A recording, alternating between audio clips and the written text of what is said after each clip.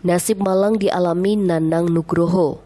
Pria berusia 31 tahun asal Yogyakarta tersebut tewas terseret arus saat hendak mandi di Pantai Seminyak, tepatnya di depan Lalanca Cafe, Kuta Badung, Senin 28 Juni pagi.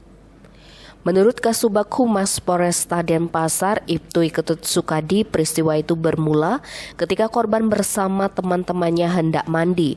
Berselang 30 menit kemudian, tiba-tiba korban terseret arus lalu tenggelam. Korban sempat berteriak minta tolong, namun gelombang besar kembali menghantamnya. Para pengunjung dan teman-teman korban berusaha menyelamatkannya, namun nasib berkata lain. Saat ditemukan, korban dalam kondisi tidak bernyawa. Saat itu jenazah korban dievakuasi ke Rumah Sakit Siloam, Kuta untuk proses lebih lanjut.